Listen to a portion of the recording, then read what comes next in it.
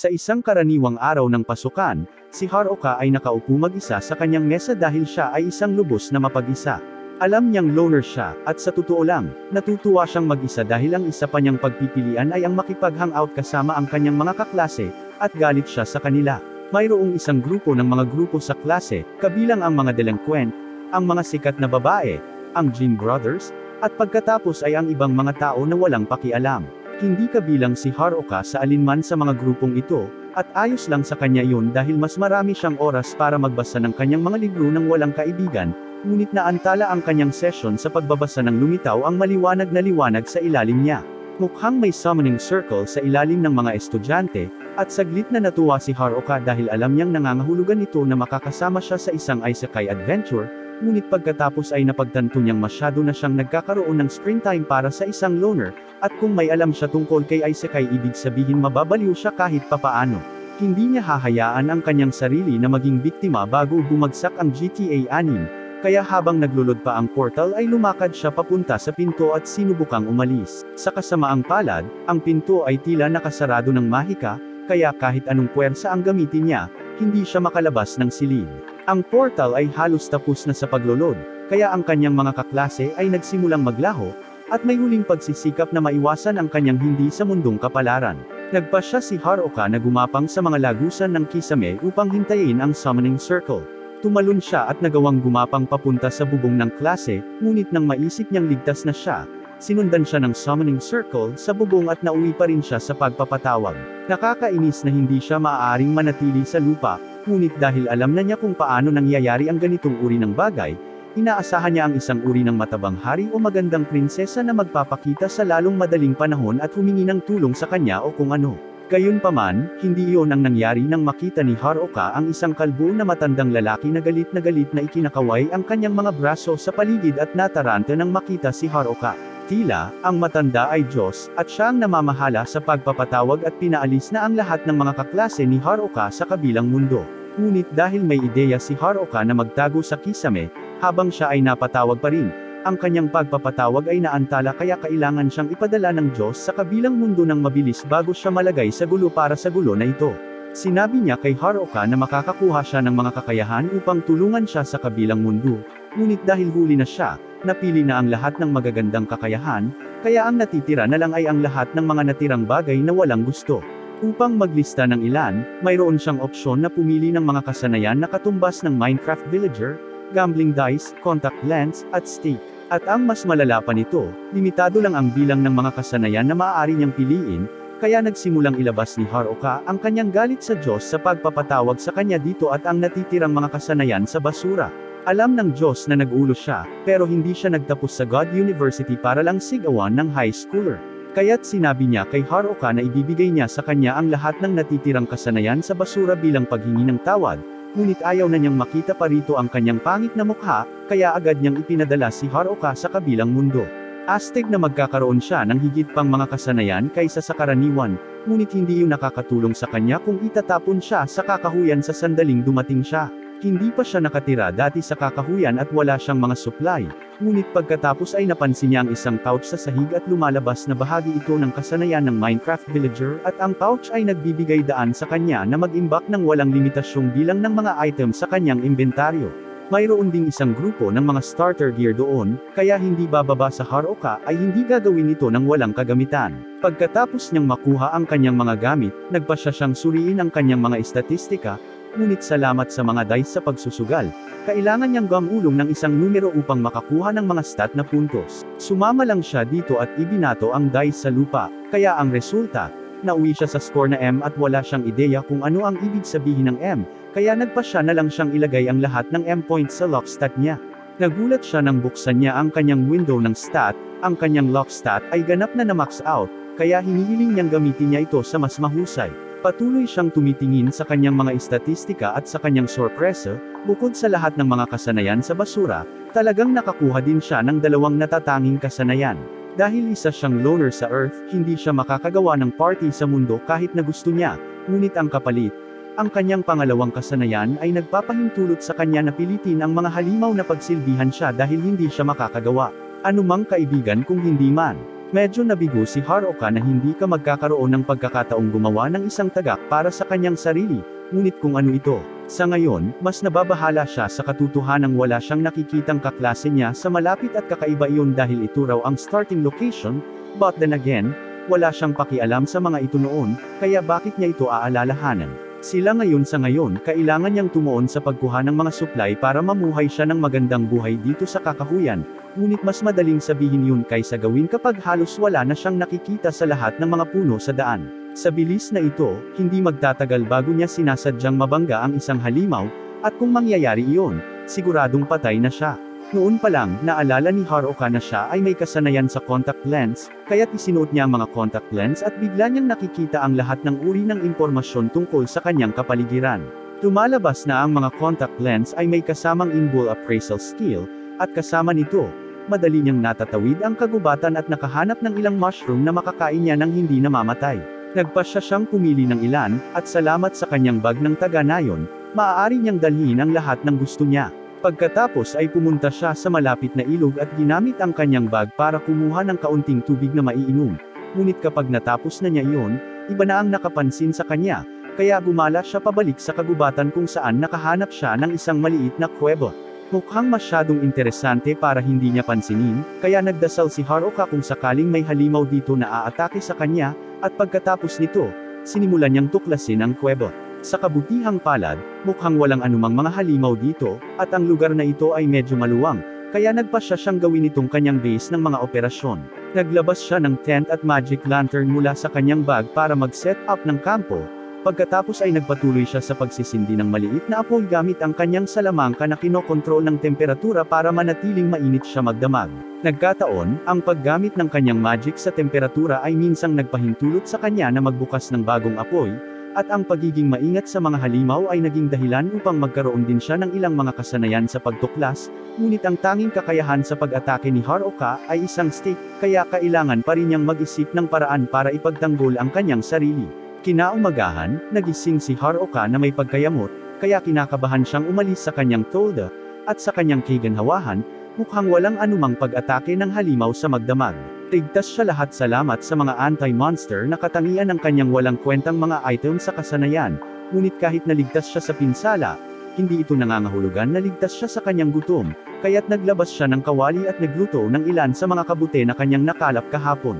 At kung nagtataka ka kung saan niya nakuha ang kawali, nakaupo lang ito doon sa kanyang bag ng taga-nayo na mag-isa na may kasamang full set ng kitchen knives at ilang beef jerky. Sa ngayon, ang bag na iyon ang pinakakapakipakinabang na bagay sa arsenal ni Haruka, kaya iniisip niya kung anong uri ng mga taga-nayon ang nag-stock nito bago niya ito nakuha.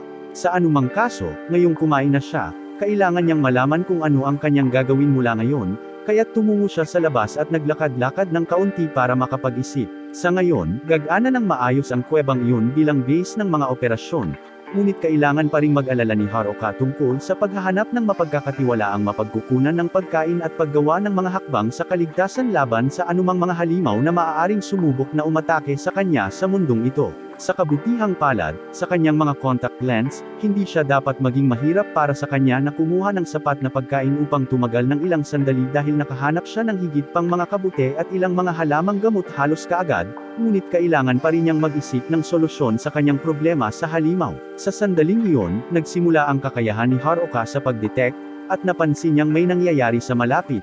Kaya nagpasya siyang tingnan ito at kinilabutan siya kapag napagtanto niyang ang ingay ay sanhi ng mga goblins. Magiging masama kung ito ay isa, ngunit mayroong dalawa sa kanila, at pareho silang may mga istatistika ng lakas na mas mataas kaysa sa kanya. Iniisip niya kung kaya ba niyang talunin ang mga ito gamit ang kanyang kasalukuyang lakas, at nag-iisip siyang tumakbo palayo.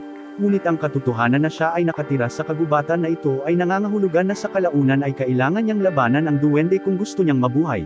Kaya pinili niya, para matapos na habang may elemento pa siyang sorpresa. Sa sinabi nito, hindi siya sigurado na ang kanyang stick ay magiging sapat na mabuti para sa trabaho ng mag-isa, kaya sinubukan niyang gamitin ang isa sa kanyang basurahan upang ibalot ang stick sa magic upang makita kung may magagawa yon. Ito ay gumagana ng mas mahusay kaysa sa kanyang naisip, kaya siya lunges out sa mga palumpong at hampasin ang isa sa mga goblin. Matapos itong hampasin sa ulo, ang duwende ay nataranta at nataranta. ngunit si Haruka ay hindi tumigil doon at nagpatuloy upang talunin ang mga sinag ng araw mula dito hanggang sa ito ay tuluyang mamatay. Iyon ay pababa, ngunit kailangan pa ring harapin ni Haruka ang isa, kaya habang sinisingil siya nito, umiwas siya sa paraan ng pag-atake nito. Ngayong naramdaman na niya ito, napagtanto ni Haruka na ang mga pag-atake ng duwende ay talagang madaling hulaan, kaya't walang kahirap-hirap niyang iniiwasan ito at pagkatapos ay hinampas ito bago ito hampasin ng isang alon ng mahika. Dahil nanalo pa lang sa kanyang unang laban sa mga duwende, naisip ni Haruka na sapat na ang trabaho para sa araw na iyon at nagpasya siyang bumalik sa kuweba para makapagpahinga siya ng kaunti, at sa sandaling bumalik siya, nag-ihaw siya ng ilang mushroom para sa hapunan at tumingin sa club. Tinakawan niya ang bangkay ng duwende. Maaaring ito ay may mataas na pinsala, ngunit ito ay mabigat at may maikling saklaw, kaya nagpasya si Haruka na ipagpatuloy ang paggamit ng kanyang stick sa ngayon.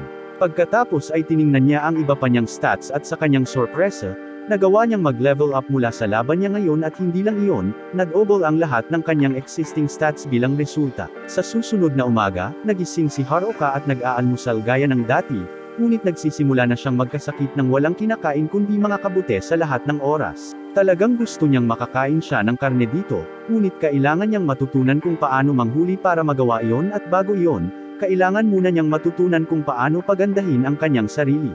Ang unang bagay na gusto niyang subukan ay ang Magic Fusion skill na nakuha niya at para sa isang mabilis na paliwanag, karaniwang sinasaklaw nito ang kanyang buong katawan ng magic upang palakasin ang kanyang pisikal at mahiwagang depensa. Ito rin ay lubos na nagpapataas ng kanyang lakas, kaya dapat siyang lumaban ng may higit na kahusayan. Bukod pa rito, na-upgrade ang kanyang kakayahan sa pagtatasa sa level 2, kaya ginagamit niya ito upang makita kung may nagbago, ngunit ang pagkakaiba lang ay mayroong tandang pananong sa tabi ng lahat ng paglalarawan. Malinaw na hindi kailanman naglaro si Haruka ng mga video game dahil gumugugol siya ng isang buong minuto sa pagsubok na alamin kung ano ang maaaring ibig sabihin ng icon ng tandang pananong at sa huli, sabay-sabay siyang sumuko dito. Sa halip, tumungo siya sa labas para magsagawa ng magic training at habang papaalis siya, may napansin siya sa sahig, kaya pinulot niya ito sa pag-aakalang baka ito ay karne, ngunit ito pala ay isa pang kabute. Maaaring ito ay maling akala, ngunit talagang umaasa si Haruka na ang karne ay tatubo lamang sa mga puno sa mundong ito at sa lalong madaling panahon ay napagtanto niya na hindi siya makakahanap ng anumang karne sa sahig ng kagubatan, kaya nagpasya siyang ipagpatuloy ang kanyang pagsasanay sa mahika. Ina-activate niya ang kanyang mana infusion at isang hakbang pasulong, ngunit sa pisikal na pagpapalakas na nakukuha niya, siya ay lumilipad pasulong ng ilang metro. Mas magaan ang pakiramdam ng kanyang katawan kumpara sa dati at sa kaunting pagsisikap, madali siyang nakakalaro sa kagubatan na halos parang nag-teleport.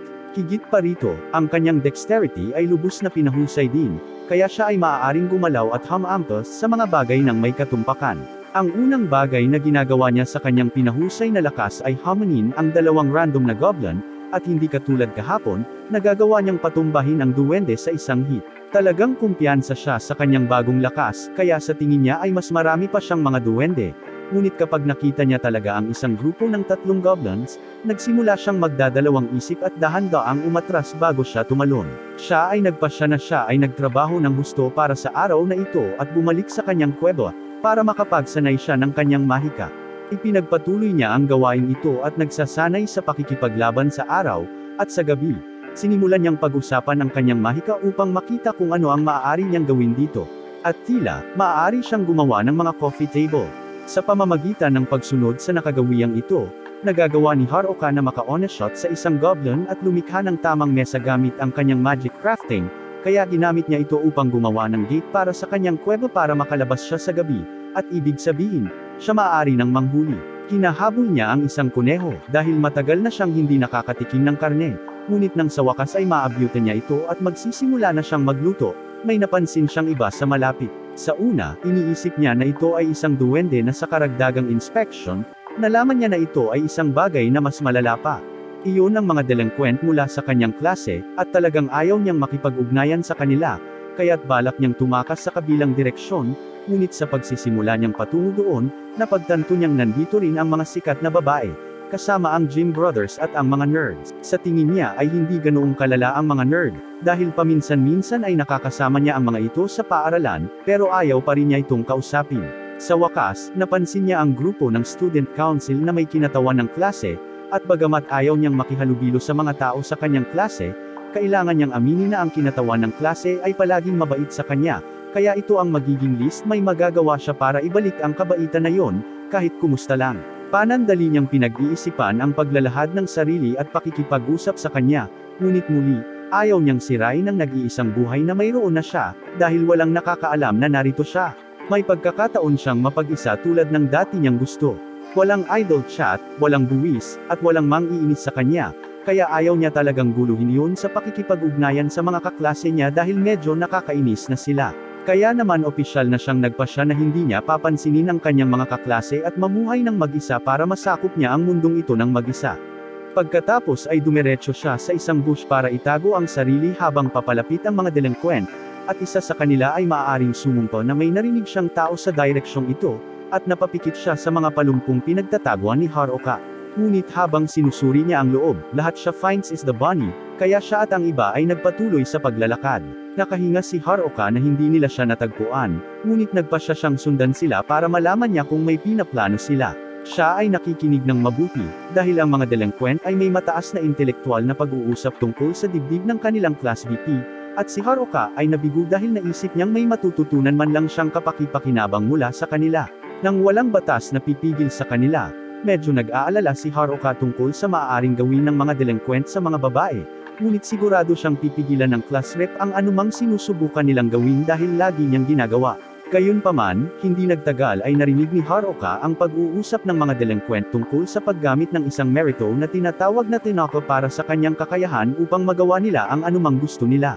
Pagkatapos ay bumangon ang mga delinquent upang bumalik sa kampo at masasabi ni Haruka na wala silang silbi, ngunit hindi niya magawang makialam dahil mangangailangan iyon ng panlipunang pakikipag-ugnayan at mahigpit niyang laban doon. Bumalik siya sa kanyang kuweba at nagsimulang mag-ihaw ng ilang kabute, ngunit pagkatapos ay napansin niya ang isang bagay na lubos na nawasak sa kanya. Nag-level up lang ang kanyang loner skill, meaning kahit ang kanyang status board ay kinikilala siya bilang loner. Ito ay marahil dahil pinili niyang umiwas sa kanyang mga kaklase, ngunit gayunpaman, hindi ito ang pinakamasamang bagay na maaaring mangyari. Kung sa bagay, mas gusto niyang mag-level up dahil 3 pa lang ang overall level niya. Ang pangunahing dahilan nito ay mayroon siyang dalawang kakayahan na hindi niya ma-level ay si Jack ng lahat ng mga trade at dummy na kasanayan. Sa totoo lang, hindi siya sigurado kung ano ang ginagawa ng mga kasanayan.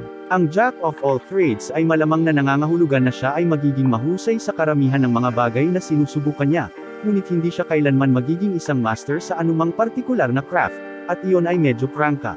Ngunit tungkol sa dummy na kasanayan, ang pinakamahusay na paliwanag na maaaring gawin ni Haruka ay isang bagay na may kinalaman sa mga puppet, ngunit hindi siya sigurado tungkol dito. Nagpasya siyang sumuko sa pagsisikap na malaman sa ngayon at kumain na lamang ng kanyang hapunan, ngunit nais pa rin niyang magkaroon siya ng karne. Tinawag ito ni Hermeka na isang araw at natutulog para sa gabi, ngunit habang sinusubukan niyang makatulog, nakarinig siya ng isang malaking kaguluhan sa labas at hindi niya ito maaaring balewalain, kaya siya ay bumangon upang malaman kung ano ang nangyayari. Sa kanyang pag-alis sa kanyang kuweba, inaasahan niyang makikita niyang muli ang mga delinquent, ngunit sa kanyang pagtataka, sa pagkakataong ito na talaga ang mga nerd. Kasalukuyan silang nakikipaglaban sa isang grupo ng mga duwende at mukhang nahihirapan sila, kaya naisip ni Haruka na tulungan sila, ngunit nagbago ang isip niya kapag nakita niya ang kanilang mga estatistika. Mayroon silang mga kasanayan na mas mahusay kaysa sa kanya, at lahat sila ay nasa level 16 habang si Haruka ay nasa level 3 pa rin. Naisip niyang magiging okay sila nang wala siya, kaya tumalikod siya para lumayo. Ngunit bago siya umalis, nakita niya dalawang duwende na sumusulpot sa likod ng grupo at ang mga nerd ay nagpupumilit na, kaya kung sila ay atakihin mula sa likod ay tiyak na mapapawi sila. Si Hermeka ay nasa bakod pa rin tungkol sa kung dapat ba niya silang tulungan o hindi, ngunit pagkatapos ay naalala niya ang oras na ibinahagi ng mga nerds ang kanilang holographic Charizard sa kanya at pagkatapos ay nagpasya siya na sila ay nagkakahalaga ng pag-save. Tumakbo siya palabas ng mga palumpong na may hawak na stick at madali niyang na-one-shot ang magkabilang goblins sa isang indayog. Pagkatapos ay lumingon siya sa mga nerds at tinanong sila kung ayos lang sila at ayos lang ang mga nerd na nabigla silang makita si Haruka dito. Kapag nagkakilala na sila, pinasalamatan ng mga nerd si Haruka sa tulong nito. Ngunit nahihirapan siyang makipag-usap sa kanila dahil matagal na siyang hindi nakikipag-usap sa mga totoong tao. Sa kalaunan ay ibinalik niya silang lahat sa kanyang lugar at lahat ng mga nerd ay namangha sa kung gaano kaganda ang loob na itinuturing na isang kuweba.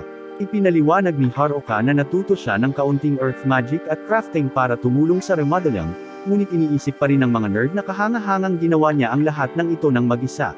Naghanda si Haruka ng inumin para sa kanilang lahat at nagtanong kung bakit nasa labas sila sa gitna ng kakahuyan sa sobrang gabi. Biglang tumahimik ang mga nerd nang ilabas ang topic at pagkaraan ng ilang segundo ay sinabi nila kay Haruka na sila ay talagang tumatakbo mula sa iba pang klase ngayon. Nagsimula ang lahat pagkatapos ng unang nakuha ng klase si Isekai dito at sa una ay nagulat lang ang lahat sa lahat ng nangyari, ngunit hindi nagtagal ay nahaharap sila sa katotohanan na sila ay natigil dito, at nagsimula silang mag-freaking out dahil dito. Ang ilan sa kanila ay mas kalmado tungkol sa sitwasyon, tulad ng mga sikat na babae na tila mas naiinis sila kaysa sa takot, ang mga jocks na sinusubukang malaman kung ano ang gagawin ngunit walang alam tungkol kay Isekai, at ang mga nerd na lubos na nasa loob ng kanilang sarili. Elemento. Ang kinatawan ng klase ay nalilito rin gaya ng iba, ngunit mayroon siyang sentido komon upang mapagtanto na ang pag-iyak sa isang hindi kilalang kagubatan ay isang magandang paraan upang maakit ang mga hindi gustong mandaragit at mapatay silang lahat, kaya sinubukan niyang patahimikin ang lahat. Gayunpaman, huli na dahil nahanap na ng grupo ng mga goblin ang klase at walang ideya ang kinatawan ng klase kung paano haharapin ang mga halimaw na ito, kaya nagsimula siyang matakot.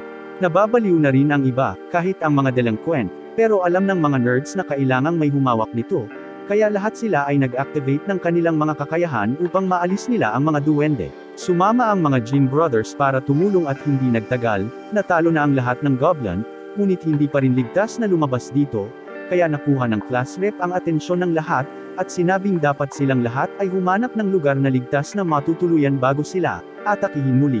Pagkaraan ng ilang sandali, ang klase ay nag-ayos sa pagtatayo ng kampo sa tabi ng ilog, at ang mga nerd ay kinuha sa kanilang sarili na turuan ang lahat kung paano mabuhay sa mundong ito gamit ang lahat ng kaalaman sa Isekai na taglay nila. Ang mga Dobbies ay pantay na hinati sa lahat ng mga miyembro ng klase, at ang lahat ay tila naging maayos hanggang sa biglang sinabi ng mga sikat na babae na ayaw naming gumawa ng anumang trabaho.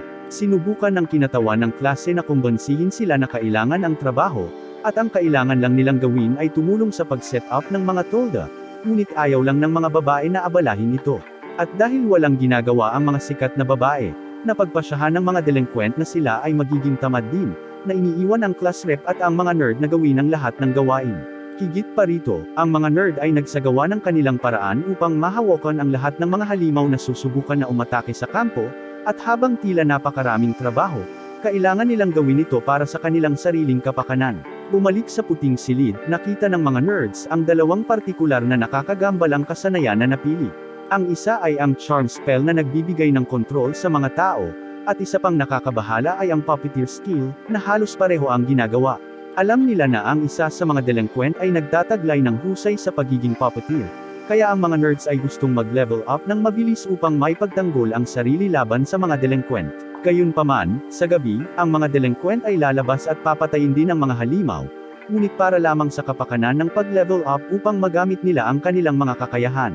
At habang ang mga nerd ay nakikinig sa kanila, nagsimula silang mag-usap tungkol sa kung paano nila gagawing alipin ang mga babae kapag mayroon na silang sapat na antas upang magamit ang kanilang mga kakayahan.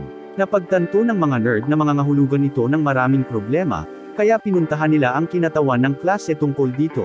Gayunpaman, makalipas lamang ang ilang araw, ang mga delinquent ay nag-level up ng sapat upang magamit ang kanilang mga kasanayan, at ang kinatawan ng klase ay nagkataon na nasa malapit, kaya binalak nilang gawin siyang kanilang unang biktima.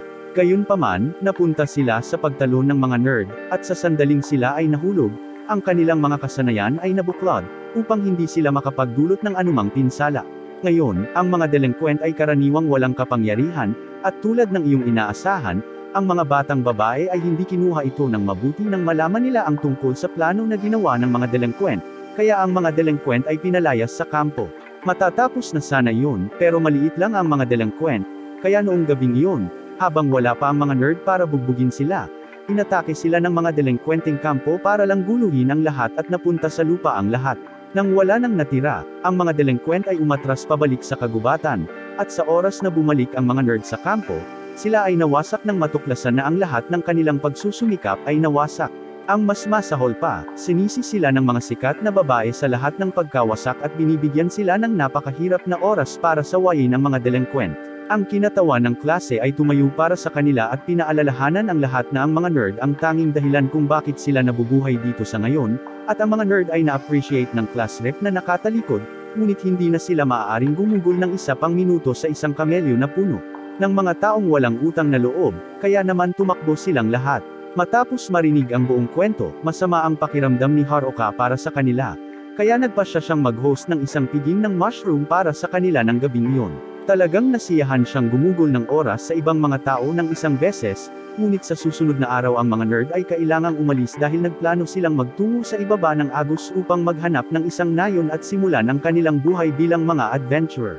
Nag-aalok sila na payagan si Haruka na sumama sa kanila dahil itinuturing nila siyang isang kaibigan, at habang ang tingin sa kanila ni Haruka bilang mga kaibigan din, kailangan pa rin niyang tanggihan ang kanilang alok dahil naniniwala siyang ang kanyang mga kasanayan sa basura ay pipigil lamang sa mga nerds. Sa sinabi nito, medyo nag-aalala rin siya sa sitwasyon sa class camp, kadalasan dahil nandoon pa rin ang class rep, at siya lang ang nagugustuhan niya sa klase, kaya nagpasya siyang tingnan ito. Sa kahabaan ng paraan, siya ay random na tumakbo sa isang kobold, at ang bagay ay napakagat sa kanya, ngunit sa huli, pinamamahalaan niya itong patayin at ipagpatuloy ang kanyang paglalakbay. Pagsapit ng gabi, nakarating siya sa tabing ilog kung saan dapat naroroon ang kampo ng klase, ngunit ang nakakagulat, ang lugar ay ganap na desyerto. Ipinapalagay niyang lumipat sila sa ibang lugar, kaya ginagamit niya ang isa sa kanyang mga kasanayan sa pagdetect upang kunin ang ilang mga bakas ng paa at sundan ang mga ito hanggang sa huli niyang makita ang mga sikat na babae. Sa lahat ng tao sa klase, pinakaayaw ni Haruka ang pakikitungo sa kanila kaya sinubukan niyang tumalikod at umuwi, ngunit nagsimula na siyang habulin ng mga babae. Hindi mahihirapan si Haruka na lampasan sila, ngunit natigilan siya sa pagtakbo nang marinig niyang sabihin nila ang salitang please. Sa lahat ng mga taon, nakilala sila ni Haruka ay wala pa sa kanilang bokabularyo, kaya tiyak na may nangyaring seryoso para maging ganito kadesperado sila. Siya ay nagpasya na makipag-usap sa kanila pagkatapos ng lahat, at ang unang bagay na ginagawa ng mga batang babae ay tanungin siya kung alam niya kung saan nagpunta ang mga nerds. Nag-aalangan si Haruka na sabihin sa kanila dahil sa palagay niya ay gusto lang nilang sigawan ang mga nerds, ngunit sa kabaligtaran, ang mga batang babae ay talagang gustong humingi ng tawad sa kanila.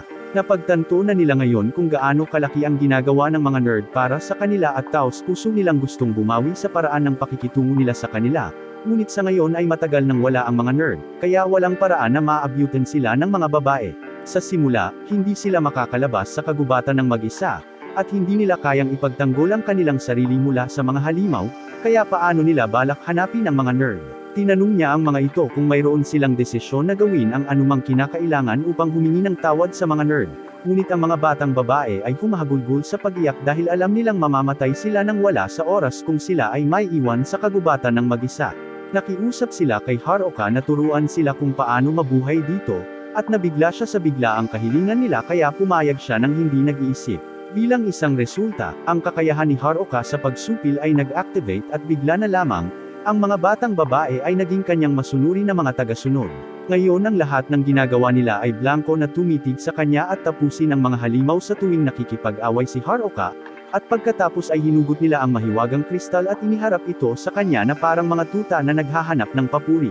Talagang hindi nasisiyahan si Haruka sa nangyayari, ngunit sa ngayon ay napansin niya na ang isa sa mga batang babae ay may maliit na pinsala sa kanyang braso, kaya't iniabot niya sa kanya ang isang nakapagpapagaling na potion na ginawa niya upang siya ay gumaling. Gayunpaman, ginagamit lang niya ito sa kanya sa halip. Nasasaktan na siya kung paanong ang mga babae ay gumagawa lang ng mga bagay para sa kanyang kapakanan ngayon, at talagang nag-aalala siya kung paano niya ito ipapaliwanag sa kinatawan ng klase kung siya ay nasagasaan niya at agad-agad. Ang kinatawan ng klase ay nagkataon sa naglalakad sa bahaging iyon ng kakahuyan sa ngayon. Sa sandaling makuha ng class rep ang atensyon ni Haruka, natarante si Haruka dahil hindi niya alam kung ano ang sasabihin sa kanya at naisip niya ito. Hindi niya talaga alam kung ano ang pangalan nito. Magkaklase sila simula elementarya, at palaging mabait sa kanya ang class rep, kaya hindi siya makapaniwalang hindi ito nag-abalang malaman ang pangalan niya. Pagkalipas ng ilang sandali, lumabas ang iba pang mga babae sa klase dahil lahat ng tao bukod sa mga sikat na babae ay sumusunod sa utos ng class rep. Sa pagsasalita tungkol sa mga sikat na babae, napansin ng class rep na nakatayo sila sa likod ni Haruka, ngunit mukhang sila ay kasalukuyang nagbabahagi ng iisang brain cell, kaya iniisip ng class rep na may ginawa si Haruka sa kanila. Gusto niyang sabihing inosente siya, pero ang totoo, Kahit hindi niya sinasadya, ginawa niyang mga alipin ang mga babae dahil sa husay niya at hindi niya alam kung ano ang gagawin dito. Sinusubukan niya ang kanyang makakaya na ipaliwanag ang sitwasyon ng hindi ginagawa ang kanyang sarili na parang masamang tao. Ngunit wala sa mga babae ang talagang naniniwala sa kanya, kaya sumuko si Haruka sa pagsubok na patunayan ang kanyang kawalang kasalanan at tumalikod na umalis. Sa kasamaang palad, pinipilit siya ng class rep na manatili habang tinitingnan niya si Shimizaki para matiyak na ayos lang siya at sa kabutihang palad, medyo nanginginig ang lahat para mabawi ang pagsupil, kaya sinabi ni Shimizaki sa class rep na ayos lang siya. Gamaan ang loob ng class rep na marinig yun at naisip ni Haruka na ang ibig sabihin nito ay makakaalis na siya, ngunit gusto pa rin malaman ng class rep kung paano nangyari ang buong pagsupil noong una, kaya tumanggi siyang paalisin si Haruka. Habang nag-uusap ang mga babae, naiwan si Haruka mag-isa sa tabi ng isang puno, at dahil wala siyang gagawin, nagpasya siyang subukang magsanay ng kanyang mahika upang mapalawak niya ang kanyang bahay kapag nakauwi na siya. Sinimulan niyang isipin kung paano gumawa ng basement, ngunit ginulo niya ito at hindi sinasadyang nabaon ang sarili sa lupa mula sa leeg pababa. Natigilan siya ng ganoon hanggang sa matagpuan siya ng class rep, at laking gulat niya nang makita siyang nakabaon sa dumi nang hilingin niya lang sa kanya na maghintay ng ilang minuto ngunit ang pagkabagot ay maaaring gumawa ng mga bagay na kabaliwan. Siya buzzes sa ibabaw ng ulo ni Haruka upang sunggaban siya upang siya ay makawala sa dumi, at sa sandaling siya ay malaya. Siya ay humingi ng paumanhin para sa hindi pagtitiwala sa kanya dahil Shimizaki sinabi sa kanya na siya ay sinusubukan lamang upang makatulong sa lahat. Hindi naaalala ni Haruka na sinabi niya na tutulungan niya ang lahat, ngunit ang class rep at ang iba pang mga babae ay nagpapasalamat na sa kanya, kaya nagpasya siyang sumama na lang dito. Dahil naayos na ang lahat, gusto na niyang bumalik sa bahay, ngunit nagsimulang magalit ang mga babae dahil gusto niyang iwan sila sa ilang nang hindi tumulong. Napagtanto ng class rep na binanggit lang ni Haruka ang pagkakaroon ng bahay, kaya tinanong niya siya tungkol dito, at ipinaliwanag ni Haruka na mayroon siyang ilang bakanting oras sa kanyang mga kamay, kaya medyo nagtayo siya ng bahay. Hindi makapaniwala ang class rep na nagawa niyang magtayo ng isang buong bahay mag-isa. Habang sila ay nahihirapang pamahalaan ang isang kampo, at ang iba pang mga batang babae ay labis na humanga rin, kaya sila ay tumawag ng isang pulong at nagsimulang makipag-usap sa kanilang mga sarili. Nagtatanong ang class rep kung gaano karaming tao ang kayang tumanggap ng bahay ni Haruka, at mula sa paraan ng pagdidisenyo nito, kasya ito ng humigit kumulang 200 tao, ngunit kailangan mong ilipat ang ilang kasangkapan sa paligid at walang laman ang panloob na pool. Talagang naiinggit ang class rep kung gaano kahusay ang ginagawa ni Haruka para sa kanyang sarili, at hanggat ayaw niyang abalahin siya, tinanong niya kung siya at ang iba pang mga batang babae ay maaaring manatili sa kanya magdamag dahil lahat sila ay kasalukuyang walang tirahan. Nagtataka si Haruka dahil isang bagay ang mag-imbita ng mga lalaki na manatili sa gabi, ngunit ito ay isang buong klase na halaga ng mga babae, at nahihirapan siyang kontrolin ang kanyang sarili. Sa sandaling huminahon na siya, sinimulan ni Haruka na akayin silang lahat sa kanyang bahay, ngunit dahil sa lahat ng oras na ginugol niya sa paggala sa kakahuyan na ito, mas mahusay si Haruka sa paglilibot. Ang isa sa kanyang mga kasanayan ay nagbibigay pa nga sa kanya ng mga kapaki-pakinabang na payo upang mapanatili siya sa tamang direksyon. Sa kalaunan, si Haruka ay nakabalik sa kanyang bahay kasama ang mga batang babae, at pagkatapos na makahinga, sila ay natigilan sa kagandahan ng bahay ni Haruka. Napakatagal na mula nang magkaroon sila ng bubong sa kanilang mga ulo o maranasan ng mga kahangahangang panloob na pagtutubero, kaya sa sandaling binanggit ni Haruka na may paliguan sa direksyong iyon, ang mga batang babae ay nagsimulang tumakbo patungo dito at naghuhubad pakanan. Doon sa harap ni Haruka, walang paraan na makakasama niya ang buong gabi sa iisang kwarto kasama silang lahat, kaya nagtayo siya ng tent para mapag-isa siya at naghanda na matulog. Sa sandaling iyon, pumasok ang class rep sa kanyang tent dahil may gusto itong pag-usapan sa kanya. Una sa lahat, nagpapasalamat siya sa lahat ng tulong nito dahil hindi niya alam kung ano ang gagawin kung wala siya. Pagkaalis ng mga nerd, nagpasya na rin ang mga gym bro na umalis, kaya naiwan ang mga babae sa kanilang sarili. Mahirap na, pero ngayong nakaligo na sila at nakakain, ang lahat ng mga babae ay muling nabuhayan ng loob. Gayunpaman, kahit na natapos ang mga bagay sa kalaunan, pakiramdam ng kinatawan ng klase ay nabigo siya bilang isang kinatawan dahil wala siyang magawa para tulungan ang sitwasyon ng klase ng mag-isa. Iniisip ni Haruka na medyo nahihirapan siya sa sarili dahil hanggang ngayon, siya ang nagpoprotekta sa mga babae at nagpapanatili sa kanila. Maaaring totoo iyon, ngunit sinabi ng class rep na sinuwerte lang sila dahil hindi sila nakasagap ng anumang halimaw doon, ngunit kung mayroon sila, wala siyang kapangyarihang protektahan ang klase, hindi tulad ng mga nerd. Muli, hindi iniisip ni Haruka na siya ay nagiging patas sa kanyang sarili dahil halos buong buhay ng mga nerd ay ginugol ang kanilang buong buhay sa paghahanda para sa sitwasyong ito, kaya natural na magagawa nila ang kanilang sarili ng maayos. Gayunpaman, sa kanyang pagtatapos, ito ang unang pagkakataon na narinig niya ang tungkol kay Isekai, kaya lahat ng bagay ay isinasaalang-alang, maganda ang kanyang ginagawa. Mas gumaan ang pakiramdam ng class rep pagkatapos niyang marinig na sinabi niyang maganda ang kanyang ginawa. Bagamat mukhang hindi gaanong mahalaga ang kanyang mga nagawa kumpara kay Haruka, na lumikha ng gumaganang sambahayan sa loob lamang ng 1 linggo. Binati niya ito ng magandang gabi at bumalik sa loob, ngunit sa lahat ng nangyari ngayon, walang paraan na makatulog si Haruka ngayong gabi. Maaga sa susunod na umaga, nagising si Haruka at nakita niya ang isa sa mga batang babae na nakaupo sa labas ng kanyang toda at hinihiling siyang bumangon dahil handa na ang almusal. Ito ay tumatagal ng 1 minuto upang mapagtanto niya kung ano ang nangyayari, ngunit kapag siya ay sa wakas, siya ay nabigla ng kaunti at sinabi na gusto niya talagang matulog ng kaunti pa. Hindi tinanggap ng dalaga ang sagot niya at gumapang sa ibabaw niya para kumbinsihin siyang bumangon sa kama, kaya sumuko si Haruka at nagtanong kung ano ang almusal. Inaasahan niya ang karaniwang mushroom soup na may side of extra mushroom, pero ang gulat niya, isda talaga ang almusal ngayon at sa sobrang tuwa niya ay hindi niya sinasadyang na headbutt ang dalaga. Bahagyang nasaktan ang babae, ngunit walang pakialam si Haruka dahil sa wakas ay makakain na siya ng iba maliban sa mushroom, at talagang gusto niya ito. Hindi maintindihan ng class rep kung bakit tuwang-tuwa siyang kumain ng isda samantalang siya ay nakatira sa tabi ng ilog sa buong panahon na ito. Ngunit bagamat maaaring totoo yun, si Haruka ay sumisiksik lamang sa pangingisda kaya hindi pa siya nakakahuli. Para masanay ang mga babae sa pagkain ng isda, dapat ay mayroon silang maaasahang paraan ng paghuli ng isda, kaya tinanong ni Haruka kung paano nila ito ginagawa. Sumang-ayon ang class rep at dinala si Haruka sa ilog kasama ang isa sa mga batang babae na may kasanayan sa mahika sa kidlat, at kung paano niya nahuhuli ang isda, kinuryent lang niya ang tubig hanggang sa tumigil ang buhay ng isda. Talagang humanga si Haruka kaya nakiusap siya sa kanya na gawin ito muli, at habang ayaw talaga ng babae, pumayag pa rin siya dahil tinutulungan siya ni Haruka. Nag-spawn siya ng isa pang bola ng kidlat, ngunit bago niya ito maihagis sa ilog, kinuha ni Haruka ang bola ng kidlat at tinatakan ito ng kanyang husay sa pag-iimpake. Pagkatapos ay itinapon niya ito sa ilog at nakahuli rin ng isda, ngunit higit pa rito, nakakuha din siya ng mahika ng kidlat kaya hindi na niya kailangan ng tulong ng mga batang babae sa kidlat. Nagtanong ang class rep kung ano ang ginawa niya, kaya ipinaliwanag ni Haruka na sa pamamagitan ng paggamit ng kanyang kasanayan sa pag-iimpake sa isang partikular na elemento, maaari siyang makakuha ng ganoong uri ng mahika. Malamang na epekto iyon dahil sa kombinasyon ng marami niyang kakayahan, na tiyak na kapakipakinabang, ngunit hindi pa rin niya naiisip na ito ay kahanga-hanga dahil mayroon pa siyang isang bangkos ng mga walang kwentang kakayahan. Habang ang ibang mga babae ay naglalaro sa ilog, si Haruka ay nakaupo kasama ng class rep at nagtanong kung ano ang plano niya at ng iba pang mga babae na gawin pagkatapos nito. Sinabi ng class rep na hindi pa rin tiyak ang mga detalye, ngunit plano nilang magtungo sa pinakamalapit na nayon upang subukang maabyutan ang mga nerd.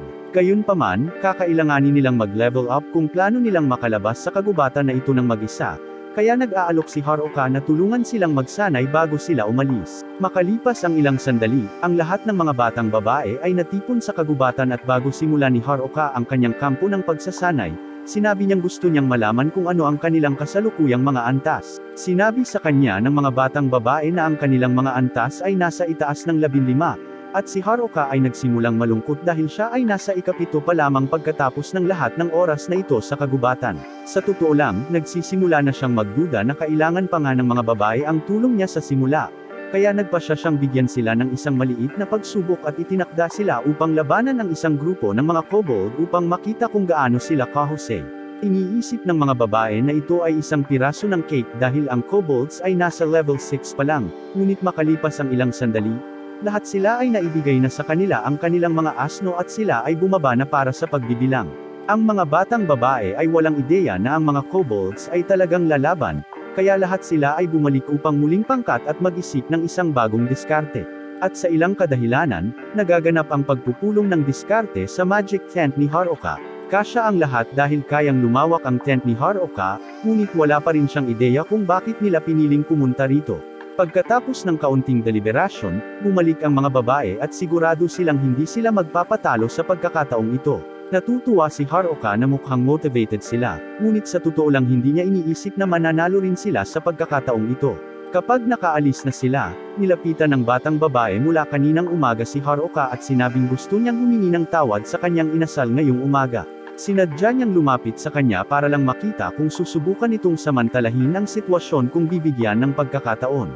Inamin niya na hindi siya nagtiwala sa kanya noong una, ngunit binigyan niya sila ng lugar na matutuluyan, pagkain na makakain, at tinutulungan pa niya silang matutong lumaban para pakiramdam niya ay mapagkakatiwalaan niya ito at babalik siya sa paggising. Gising siya bukas kasama ang kanyang almusal. Natutuwa si Haruka na nagtiwala siya sa kanya at sinabing inaasahan niyang makita siya bukas, bagamat hindi niya alam ang pangalan nito kaya tatawagan na lang niya itong fish girl. Kinaumagahan, masaya si Haruka na tumanggap ng isda mula sa fish girl, ngunit pagkatapos ay narinig niya ang iba pang mga batang babae na nag-uusap tungkol sa paglabas upang labanan muli ang kobolds para sa paghihiganti.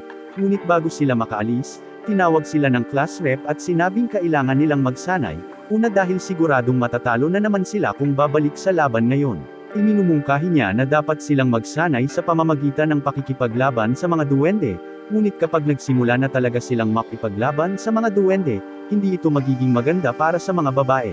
Sa kabila ng pagkatalo na ito, iniisip pa rin ng ilan sa mga batang babae na handa silang labanan ang kobolds, bagaman ang isang grupo sa kanila ay nagpapanggap na may sakit upang maiwasan na lumaban pa. Hindi iniisip ni Haruka na ito ay magtatapos ng maayos, kaya handa siyang makialam kung kinakailangan. Gayunpaman, sa kanyang sorpresa, ang mga batang babae ay talagang natuto mula sa kanilang mga pagkakamali laban sa mga goblins at nagtulungan upang ibagsak ang kobolds. Binabati sila ng class rep sa kanilang tagumpay at gumaan ang loob ni Haruka dahil ang ibig sabihin nito ay kakayanin na ng mga babae ang kanilang sarili at hindi na kailangan pang manatili sa kanya. Naniniwala siya na sa wakas ay makakabalik na siya sa kanyang buhay bilang isang loner. Ngunit dumating ang class rep at nagpapasalamat sa kanya sa pagsang-ayon na sumama sa kanila sa pinakamalapit na nayon. Alam niyang hindi niya sinabing sasama siya sa kanila, ngunit ang class rep ay talagang mapilit na maging kwebo at pumayag na sumama sa kanya. Pagkaraan ng ilang sandali, lahat ay nag-impake na ng kanilang mga gamit at handa na silang umalis sa kagubatan, ngunit ipinaalala sa kanila ni Haruka na hindi nila alam kung ano ang maaari nilang mapuntahan doon, kaya dapat silang lahat ay mag-ingat. Kasabay nito, sa isang iba't ibang bahagi ng kagubatan, ang isa sa mga batang lalaki mula sa klase ay makikitang tumatakbo para sa kanyang buhay kapag siya ay nagkamali ng pagtalikod at pagkakadapa sa isang bato. Siya na ngayon ay na-corner ng kanyang umaatake at wala nang matatakbuhan, kaya siya ay nasakal hanggang mamatay sa mismong lugar. Ito ang pagtatapos ng episode 3. Mag-subscribe para hindi makaligtaan ang susunod na bahagi.